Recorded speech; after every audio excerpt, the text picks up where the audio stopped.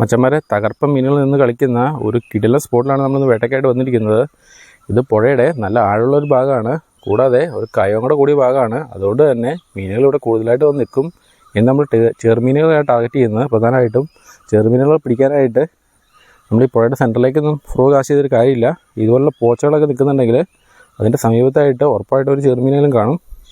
ഇപ്പോൾ രാവിലെ സമയത്തൊക്കെ വന്നിട്ട് അവിടെ കാസ്റ്റ് ചെയ്യുകയാണെങ്കിൽ നമുക്ക് മീനടിക്കാനുള്ള ചാൻസ് വളരെ കൂടുതലാണ്.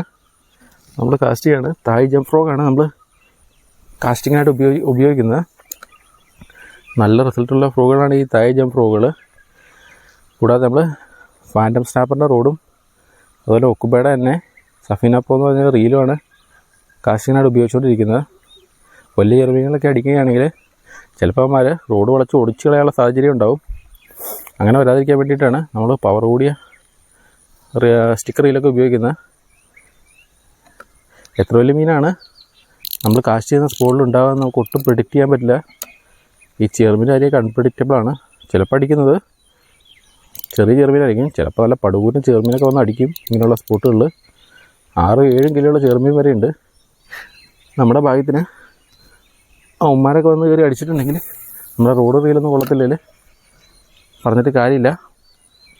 അടിച്ച മീൻ മിസ്സാവാനുള്ള എല്ലാ സാധ്യതയും ഉണ്ടാവും. അപ്പോൾ നമ്മൾ അവിടെ തന്നെ കാശ് ചെയ്തുകൊണ്ടിരിക്കുകയാണ്. ഒരു കലക്കനടി ഈ സമയത്ത് പ്രതീക്ഷിച്ചുകൊണ്ട് തന്നെയാണ് നമ്മൾ കാശ് ചെയ്തുകൊണ്ടിരിക്കുന്നത്. അധികമൊന്നും താമസം ഉണ്ടാവില്ല. എപ്പോൾ വേണമെങ്കിലും അവൻ നമ്മുടെ ഫ്രോഗിനെ ചാർജ് ചെയ്യുക അവിടുന്ന്. അപ്പോൾ നമ്മൾ മാറി മാറി കാശ് ചെയ്തുകൊണ്ടിരിക്കുകയാണ്. സ്പോട്ടൊന്നും വേണ്ട കാര്യമില്ല. ആ ഒരു പോച്ച കാണുന്നതിൻ്റെ സമീപത്ത് തന്നെ എറിഞ്ഞാൽ മതി. അതിൻ്റെ അടിയിലാണ് അവനുണ്ടാവുക. ഇടയ്ക്ക് മാത്രമേ അവൻ ആ ഏരിയ വിട്ട് പുറത്തേക്ക് പോകത്തുള്ളൂ. അത് മിക്കവാറും ഈ പരള തൂളി പോലുള്ള മീനുകൾ സമീപത്തൊക്കെ കിടന്ന് കളിക്കുമ്പോൾ അവരടിക്കാനായിട്ടാണ് ആ ഭാഗത്തേക്ക് അവൻ നീങ്ങത്തുള്ളൂ. അല്ലെങ്കിൽ കൂടുതൽ സമയത്തും ആ പോച്ചയുടെ അടി തന്നെ ഉണ്ടാവുകയാണ്. നമ്മൾ വീണ്ടും അവിടെ എറിഞ്ഞ് അവന് പ്രലോഭനം കൊടുത്തുകൊണ്ടിരിക്കുകയാണ്.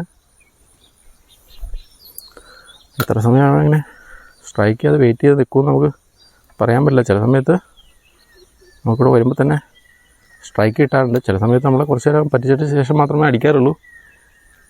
അപ്പോൾ നമ്മൾ അവിടെ തന്നെ കാശ് ചെയ്യണം. കറക്റ്റ് സ്ഥലത്ത് തന്നെ നമ്മൾ എറിഞ്ഞിട്ടുണ്ട്. ആ തവള ചാടി വരുന്ന ലൈൻ നമ്മൾ തവള വലിച്ചപ്പോൾ അവിടെ നിന്ന് വേറെ തവള ചാടിപ്പോയി. അപ്പോൾ അത് ഇഷ്ടം പോലെ തവളകളുള്ള ഏരിയയാണ്. അങ്ങനെയുള്ള സ്ഥലമൊക്കെ ഉണ്ടെങ്കിൽ ചെറുമീൻ അവിടെ നിന്ന് മാറത്തില്ല. നമുക്ക് തീറ്റ കിട്ടുന്നതുകൊണ്ട് അവിടെ തന്നെ നിൽക്കും.